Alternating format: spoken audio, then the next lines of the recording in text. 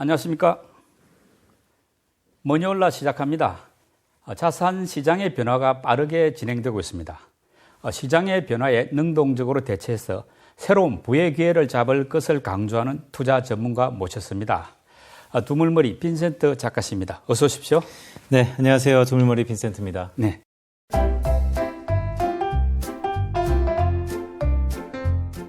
최근에 보니까 이 넥스트라는 제목의 책을 쓰시더라고요. 네. 내용을 제가 읽어보니까 참 충실한데 한 2달 됐죠? 네, 한 3월 대선 이후에 다음 주에 발간이 됐으니까요. 이제 한 2달 정도 됐습니다. 잘 나가고 있습니까? 저는 개인적으로 첫 출간이기 때문에 네. 뭐 기대치가 이렇게 높지는 않아서 만족을 하는데 저희 출판사 쪽에서는 아직은 좀 미진한 거 아닌가? 그런 얘기를 하고 있습니다. 출판사는 늘 그렇죠. 오늘 토론은 이번 책 내용을 중심으로 해가지고 자산 시장의 변화 그리고 우리 또 투자자들의 대처 방안 이걸 한번 살펴보고 그 다음에 또 투자 전문가시니까 최근의 금융시장 상황 또 투자 전략 이렇게 한번 짚어보는 식으로 진행하겠습니다. 알겠습니다. 예. 아는 선에서 최대한 잘 말씀드리도록 하겠습니다. 네. 책에서 금융시장의 변화를 5가지로 이제 설명하시는데 하나씩 들어보면 1번이 넥스트 레벨, 2번이 넥스트 체인, 3번이 넥스트 제너레이션, 4번이 넥스트 에셋, 그리고 이제 5번이 넥스트 리스크 이렇게 됩니다. 근데 첫 번째 넥스트 레벨은 금리 수준이 저금리에서 이제 중금리로 좀 바뀐다 이런 내용인데 실제로 지금 금리가 좀 오르고 있지 않습니까? 이런 상황에서 금리가 오르는 상황에서 투자자들은 어떻게 대응해야 될까 이게 궁금한데 한번 설명 들었으면 합니다. 금리는 지난 10년 동안을 놓고 보더라도 오를 때도 있었고 내릴 때도 있었죠. 하지만 이번에 금리 상승 국면은 과거랑 좀 다르다라는 생각을 갖고 있습니다. 그렇게 보는 이유는 오르락 내리락이 꽤 있었는데 그래도 지난 10년 동안에는 저금리라는 큰 트렌드가 자리 잡고 있었다면 이제는 저금리 시대는 끝났다라는 생각을 갖고 있고 그렇다면 저금리가 끝났기 때문에 다음은 뭐냐? 고금리로 가는 것이냐? 아니면 고금리 이면에 가기 전에 한 중간적인 단계, 중금리에 들어가는 것이냐? 저는 앞으로 적어도 한 4, 5년 동안은 가장 높은 금리보다는 한 중간 정도의 금리, 그 수준이 국가마다 아니면 연령마다 아니면 산업마다 좀 다르게 반영을 하겠지만 한 중금리 시대가 도래할 거다라고 보고 있고 말씀 주셨던 것처럼 그렇다면 어떻게 우리가 투자를 해야 되는 것인가? 결국 주식을 사야 되는가 아니면 현금을 보유해야 되는가가 일단 중요할 것 같아요. 지금 금융시장이 워낙 변동성이 심하지 않습니까? 그런 것들의 여러 가지 근저에는 금리가 오르는 데 있어서 꽤 빨리 오르는 것에 대한 부담감이 있습니다. 그렇기 때문에 우리는 주식 투자를 해야 되는 것인가 아니면 잠시 쉬어야 되는 것인가가 첫 번째 단추이고요. 하지만 결론적으로 말씀드리면 저는 글쎄요 내년 초반에는 모르겠지만 올해는 일단은 투자를 해야 될 때다라는 말씀을 드리고 있어요. 그렇다면 두 번째 단추라고 할 수 있는 것은 그럼 무엇을 투자를 해야 되는 것인가? 예. 주식시장으로 시계를 좀 좁혀본다면 흔히 금리 인상기에 가장 우리가 주목해야 되는 것은 비용이 올라간다는 것입니다. 그렇다면 기업의 입장에서 이 비용을 소비자한테 전가시킬 수 있는 기업은 무엇인가? 그것을 흔히 우리는 필수재라고 하고 있고요. 이런 필수 소비재에 대한 기업의 투자 요인이 좀 더 높아지는 국면이고 두 번째는 금리가 높아지는 것은 따라오는 게 배당입니다. 그렇기 때문에 금리 인상기에 배당 투자는 어떻게 보면 필수적인 옵션이 아니고 이제 필수로 해야 된다라는 포트폴리오 상에서 이 배당 투자도 저희가 적극 권유드리고 있고요. 따라서 비용을 전가할 수 있는 기업, 그중에서도 필수 소비재, 더 나아가서 배당을 줄 수 있는 기업에 주목해야 되는 것이며 다만 이 시계를 좀 넓혀서 뭐 한두 달 투자하는 게 아니고 한 6개월에서 1년 정도 아니면 더 이상의 흐름으로 시계를 좀 길게 가져가면서 투자를 해야 될 건 무엇이냐라고 한다면 금리 인상과는 사실은 좀 별개로 국가 단위의 성장 산업에 투자해야 된다라는 말씀을 드리고 있어요. 그런 의미에서 보면 한국의 글로벌리 경쟁력 있는 산업이 어딜까라고 보면 역시 반도체. 그렇기 때문에 저는 금리 인상이라는 것을 차치하더라도 반도체에 대한 기회 요인, 더 나아가서 배당에 대한 기회 요인, 그리고 비용을 전가시킬 수 있는 필수 소비재 이런 쪽으로 주식시장에 투자를 한다면 좀 더 압축적으로 투자하는 게 어떨까라는 말씀을 드리고 있습니다. 네, 그 반도체 이야기는 조금 이따 다시 한번 질문 드려보겠습니다. 그리고 두 번째 넥스트 체인은 이제 산업의 밸류 체인, 즉 가치 사슬 재편 이걸 의미하는데 이 부분이 우리나라 그 대한민국 경제에 주는 어떤 메시지 이건 어떤 것일까요? 네, 말씀 주셨던 것처럼 두 번째의 글로벌 넥스트 체인이라고 말씀드렸는데 글로벌 밸류 체인이에요. 그러니까 네. 밸류 체인이라는 말이 좀 어려울 수도 있죠. 간단히 얘기하면 분업 구조입니다. 네. 만드는 곳이 있고 파는 곳이 있고 또 만드는 것은 최종재, 중간재, 얻는 것을 어떻게 만드는 거에 따라서 분업화되어 있는 것인데 그 전까지는 중국 경제가 좋으면 한국 경제도 따라 좋았다라는 얘기가 있었던 것만큼 중국 경제와 한국 경제가 하나의 물건을 만드는 데 있어서 분업을 했던 구조였던 것이죠. 하지만 최근에 미국과 중국의 패권 경쟁이 심화되면서 이 부분에서 균열이 나고 있습니다. 흔히 책에서도 언급을 했지만 차이메리카의 균열이라고 저는 보고 있고요. 그렇다면 중국과 한국의 궤가 갖췄던 이 조업 구조, 분업 구조가 깨진다는 것이죠. 저는 책에서 말씀드렸던 것처럼 글쎄요, 아직 확언하기는 좀 힘들 것 같습니다. 그럼에도 불구하고 미국 주도의 밸류체인이 형성될 가능성이 매우 높기 때문에 우리 한국의 앞으로 산업 구조도 미국에 어느 정도 무게중심을 두면서 재편의 개연성이 높다라는 측면을 말씀드리고 있고 거기에 가장 중요시할 수 있는 게 한국 그러면 앞에서도 말씀드렸지만 반도체 아닙니까? 이 반도체가 특히 미국과 중국의 이 패권 경제의 가장 근간 중심에 있기 때문에 이 반도체 산업의 새로운 밸류체인의 구조 변화, 이 구조 변화가 한국의 산업뿐만 아니고 국가 경쟁력에 있어서 매우 중요한 순간이다라는 말씀을 드립니다. 이제 세 번째 넥스트 제너레이션인데요. MZ 세대의 부상을 이제 적극 이야기하시는데 요즘에 MZ 세대가 과거에도 신세대가 있었지 않습니까? 과거의 신세대하고 어떤 차이가 있는지 또 금융시장에서 MZ세대의 부상은 또 어떤 의미가 있는지 이거 한번 질문 드리고 싶습니다. 네, 말씀 주셨던 것처럼 새로운 세대라는 것은 늘 있었죠. 하지만 글쎄요, 이번 MZ가 과거 X라든지 아니면 더 이전 세대보다 무엇이 다르냐? 결국 시대 정신이 아닐까라고 보고 있습니다. 그 시대에 가장 중요한 가치들이 있죠. 그렇기 때문에 이번 MZ도 새로운 세대라는 것의 연장선상에서 지금 중요한 가치들을 향유할 거다라고 보고 있습니다. 그 가치가 무엇이냐고 한다면 우리 투자 관점에서 보면 ESG라고 할 수 있는 것이죠. 즉 환경이 중요해진 사회, 또한 기업과의 지배구조가 중요해진 사회, 또한 사회적인 기여가 중요해진 사회, 이런 사회에 접어들면서 이 MZ세대도 아마 이런 ESG 투자에 좀 더 열광하지 않을까라고 보고 있고요. 두 번째로는 그럼 우리가 투자 관점에서 이거를 왜 주목해야 되는가? 결국 기업의 입장에서 보면요.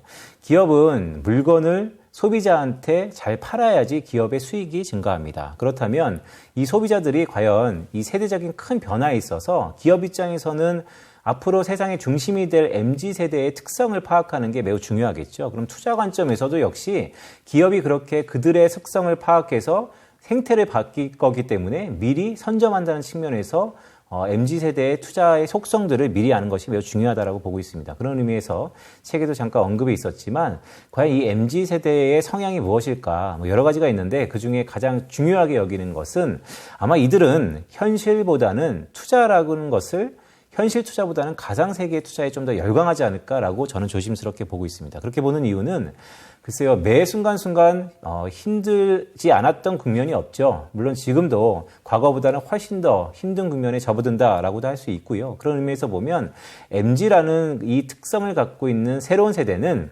투자 재테크가 일상화되어 있고 하지만 그들이 현실적인 고난을 타개하기 위해서 투자 관점은 혹시 이 가상세계 아니면 또 다른 세계의 투자에 좀 더 열광하지 않을까라고 보고 있어서 그들의 투자의 속성이 이런 쪽으로 아마 집중된다면 기업 역시도 그들의 행태 변화에 미리 반응을 할 수 있기 때문에 우리가 투자 관점에서 보면 이런 MZ의 투자 속성에 좀 더 주목해야 된다는 말씀을 드립니다. 네. 그 네 번째 넥스트 에셋인데요. 이게 이제 새로운 자산의 출현을 의미하는데 방금 말씀하신 MZ 세대의 어떤 부상하고도 좀 관련이 있어 보이는데 가상 자산에 이제 관심이 많아지고 사실 요즘 보면 코인 또 NFT 시장 이런 게 이제 많이 부상되고 있는 상황이지 않습니까? 근데 지금 이 미래가 어떻게 될까 궁금한데 요즘 또 가격이 상당히 내렸거든요. 어떨까요? 그러니까요. 말씀 주셨던 것처럼 사실 책을 집필할 때만 하더라도 가상세계는 트렌드였고요. 그럼 가상세계에서는 새로운 수단의 결제 수단이 필요한 것에 연장선상에서 블록체인 기술을 감안한 코인이라든지 아니면 NFT도 자연스럽게 트렌드로 상승하는 산업이다라는 것에 이견이 없었어요. 하지만 오늘 이 순간에 보면 간밤에 있었던 루나 사태를 비롯해서 상당 부분 이거 허상이 아닌가? 혹시 우리가 이 내재 가치의 산정이 어려운 이 코인 시장에서 뭔가 신기루에 대해서 우리가 허상을 꾼 거 아닌가라는 불안감이 있는 것도 사실이죠. 왜냐하면 미국 국채 거래량의 한 절반 수준이 가상화폐 거래 시장입니다. 즉 워낙 규모가 크기 때문에 지금같이 불확실성이 확대된다면 이게 가상 세계를 넘어서 현실 경제한테도 영향을 미칠 수밖에 없고 그게 글로벌 증시의 하방 요인으로 작용을 하고 있기 때문에 우리가 주목해야 되는데요. 근데 저는 이렇게 봅니다. 결국 통과 의례라는 얘기가 있죠. 어느 제도권에 올라가는 과정에서 수많은 과정들이 있다. 그런 측면에서 보면 물론 지금의 루나 사태를 역사의 뒤안길에서 판단했을 때 어떻게 해석할지는 아직은 조심스럽습니다. 하지만 이런 과정도 결국에는 수면 위로 올라오는 코인 시장의 또 다른 부상이라고 저는 보고 있고 저는 책에서도 언급을 했지만 이 대체 자산의 일환으로서 코인 시장을 보는 게 아니고 좀 더 큰 범위에서 대안 자산이라는 범주에서 좀 보자. 결국 포트폴리오 상에서 그 규모의 가감은 있겠지만 꼭 필수적으로 아마 우리가 반드시 가져가야 될 자산 중에 하나가 아닐까라고 조심스럽게 보고 있습니다. 그러니까 코인 같은 경우는 하나하나는 좀 문제가 있을 수 있지만 전체적으로는 새로운 어떤 대안 자산으로서 분명히 무시할 수 없다. 이런 뜻으로 받아들여도 맞습니다. 되겠습니까? 그러니까 최근에 코인 시장의 대장이라고 할 수 있는 비트코인과 이더리움은 이미 많은 공식력을 조금씩 더 넓히고 있고요. 하지만 우리가 소위 얘기하는 알트코인들은 수만 가지 코인이 있잖아요. 예. 저조차도 어느 코인이 어떻게 있는지조차도 가늠하기 힘듭니다. 그만큼 일단은 태동기에 있는 산업에서 옥석가리기가 좀 필요한 산업으로 들어가는 순간이 아닌가 이렇게 보고 있습니다. 이제 다섯 번째는 넥스트 리스크인데 현재의 자산 시장을 위협하는 대표적인 리스크는 어떤 것들이 있습니까? 제가 봤을 때는 좀 판을 크게 보시죠. 예를 들어서 냉전 시대라는 게 있지 않습니까? 근데 저는 코로나 이후에 또 다른 리스크 중에 하나는 신냉전 시대다. 뉴 콜드 워라고 얘기도 하고 있고 일부에서는 냉전을 넘어서 열전이라는 것까지도 얘기를 하고 있습니다. 즉 이데올로기의 싸움이 현재적인 시각과 산업에 결부돼서 새로운 이데올로기의 분쟁으로 저희가 해석할 수 있을 것 같고요. 그게 좀 더 시계를 넓혀보면 코로나라는 어떻게 보면 전 세계 모두 예상하지 못한 큰 샥이 왔었죠. 코로나를 이겨내기 위해 지난 2년 동안 너와 나의 적과 우군에 상관없이 모두 합심해서 어느 정도 이겨냈다라고 할 수 있을 정도로 많은 글로벌 경제라든지 문화 수준이 아니면 사회생활이 올라왔습니다. 하지만 이제부터는 공통의 적이 없어졌다는 의미에서 보면 또 다른 이데올로기 갈등이 부상할 수 있고 그게 어떻게 보면 코로나 이후의 새로운 변화 중에서 신냉전 시대라는 또 다른 이데올로기의 분쟁이 우리가 생각하는 넥스트 리스크가 아닐까라고 보고 있습니다. 러시아 우크라이나 전쟁도 같은 맥락으로 볼 수 있나요? 저는 러시아 우크라이나의 이 전쟁은 생각보다 되게 장기화되고 있는데요. 아마 촉매의 역할을 할 거다라고 보고 있고 이 이면에 있는 결국 미국과 중국의 패권 경제, 더 나아가서 원차이나를 비롯한 대만 해협을 둘러싼 대만과 중국의 분쟁 가능성 이런 부분들이 러시아와 우크라이나 전쟁 장기화도 물론 한국의 국가 경쟁력이라든지 아니면 우리가 피부적으로 다가오는 리스크이긴 하지만 제가 조심스럽게 예견하는 대만 해협에서의 분쟁이 만약에 가시화된다면 우크라이나 사태보다는 비할 수 없을 정도로 한국 경제에 아니면 우리 생활에 피부적으로 큰 여파가 올 개연성이 높기 때문에 우리가 좀 주목할 필요가 있지 않는가라고 보고 있습니다. 네. 넥스트 리스크 가운데 반도체를 비롯한 어떤 미중 패권 전쟁 이걸 특별히 강조하고 있더라고요. 근데 사실 반도체라는 것은 우리 경제하고도 상당한 밀접한 관련을 맺고 있는데 우리 빈센트 작가님은 반도체 전쟁의 어떤 미래는 어떻게 생각하고 계십니까? 미국의 안보 자산이 최근 들어서 바뀌었습니다. 바이든 행정부가 이 안보 자산이 바뀌었다는 것을 공실건이 외부적으로 강하게 피력하고 있고요. 과거 석유에서 지금은 반도체로 바뀌었다는 것이죠. 그렇다면 미국의 안보 자산이라는 것, 즉 미국의 안보와 직결될 수 있는 자산, 이 자산은 반드시 지키겠다라는 것을 표명하고 나섰다는 것이 우리에게 다가오는 나비 효과와 그 여파는 상상할 수 없을 정도로 크다. 왜냐하면 전 세계에서 반도체를 파운더리, 즉 제조 공장에서 만들 수 있는 국가는 4-5개밖에 없고요. 결국나 우리가 익숙한 TSMC라든지 삼성전자, 저 일본의 몇몇 업체들이 반도체를 제조하고 있습니다. 지금 미국이 없는 것이죠.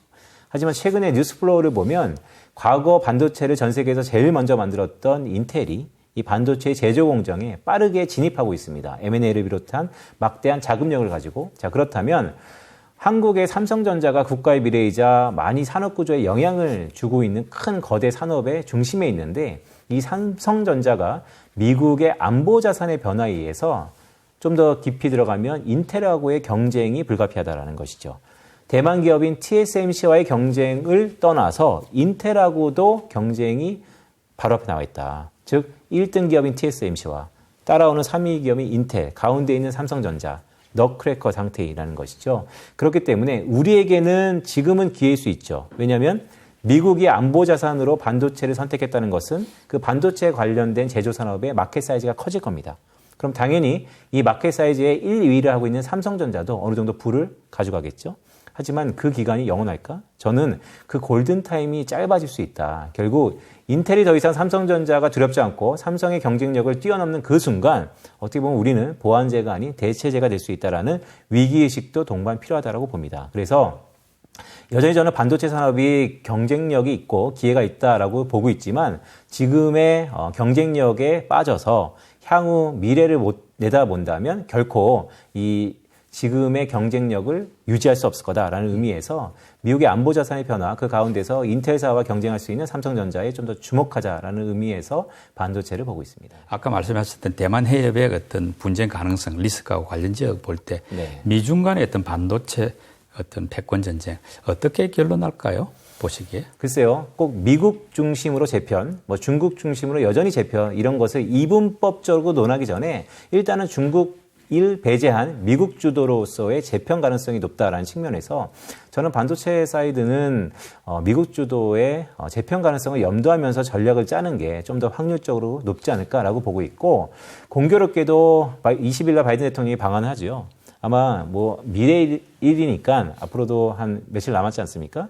지금 어떤 일이 논의될까를 예견하기 좀 힘든데 저는 아마 미국의 소재 단에서의 생산 전초 기지로서 한국에 대한 중요성이 다시 한번 어필될 거다. 그래서 아무래도 재료 소재와 강한 이 소부장 쪽에서의 한국의 전초 기지로서 미국과의 또 다른 밸류체인의 한국의 필요성을 어필하는 그런 자리가 되지 않을까라고 보고 있습니다. 네. 우리 작가님은 투자에도 일각에는 있는데 아까 첫 부분에서 소비재, 필수 소비자하고 배당 투자가 이제 금리 인상기에는 괜찮아 보인다 이런 말씀하셨거든요. 그걸 감안해 할 때 구체적으로 어떤 업종이 조금 하반기 납두고 유망할까 이게 궁금한데 어떨까요? 업종이요? 예. 일단 배당이 센 그 산업들이 있죠. 흔히 네. 우리 고배당주 그러면 항상 은행주를 떠오르고 있고요. 금융 관련돼서 은행주에 대한 니즈와 수요는 꽤 강할 수 있다.